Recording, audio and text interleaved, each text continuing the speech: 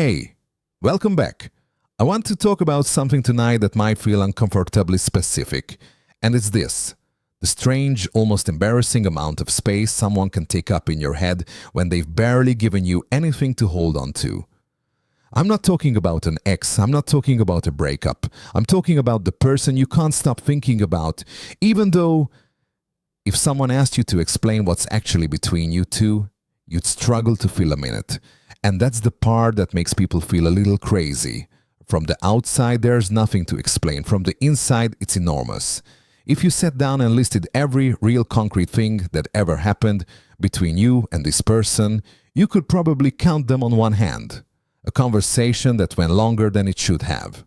A moment where they looked at you and something in the air changed. A compliment that didn't sound automatic. Maybe one evening where the energy between you felt like it was heading somewhere. That's it. That's the entire inventory. And somehow, from that, your brain built everything. You started adjusting your life in ways you'd never admit out loud. You started caring about how you looked on days that had no reason to matter. Not events, not plans, just ordinary days. Because some quiet part of you was calculating the odds of running into them. You rehearsed what you'd say if it happened. Not scripted, just a loose version, something casual enough to sound unplanned. You started mentioning them to friends, not as a confession.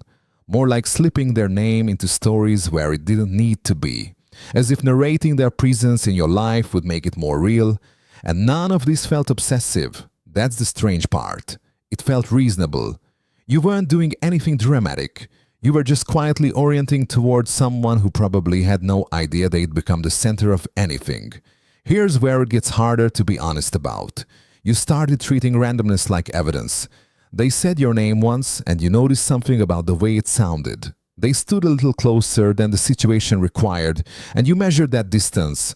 They laughed at something you said that wasn't even that funny. And you carried that laugh for the rest of the week. None of it was intentional on their side. And somewhere you knew that. But the brain doesn't run on proof. It runs on pattern recognition. And when you want something badly enough, your brain will find a pattern in anything. Their basic warmth became something more. Their politeness became hidden affection. Their neutrality became restraint. Every small kindness became a clue that confirmed what you'd already decided to believe. And you weren't delusional. I want to be clear about that. You weren't even deeply unhappy, just emotionally flat in this quiet way, a sameness to ordinary days that nothing was going to interrupt. And when you're running on that kind of empty, you don't need much. A little warmth aimed at the right loneliness, at the right time, can feel like it means everything. And through all of this, you never said a word. And there's a reason for that beyond just fear. If you said it out loud, if you actually tried to explain what you felt, you'd hear the gap, the distance between the size of what you felt and the size of what actually happened. You'd hear yourself say, "They remembered my name," or "We talked for 20 minutes," and feel the weight of it collapse in real time. It wasn't rejection you were afraid of. It was something quieter, the realization that you were never in a position to be rejected because nothing had actually started. You were standing in a doorway that only existed on your side.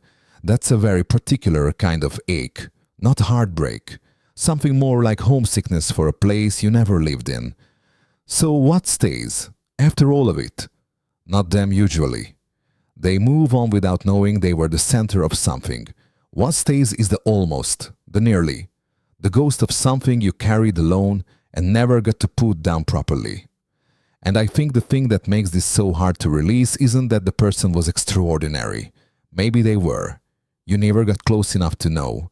What makes it hard is what it revealed about you. That underneath the flat days and the going through the motions, there was still a part of you capable of building entire worlds from almost nothing. That you could still want that badly. That you could still feel that much from that little.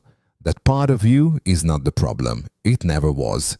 It just didn't have anywhere safe to land, and maybe one day it will. Not because you fix something or figure out a formula, but because someone won't make you guess. And the feeling won't have to survive on fragments. It'll have something real underneath it, and I think you'll probably know the difference. Until then, It's okay to have felt all of this, even if it was mostly yours, even if it doesn't make sense on paper. It was real, and that's enough.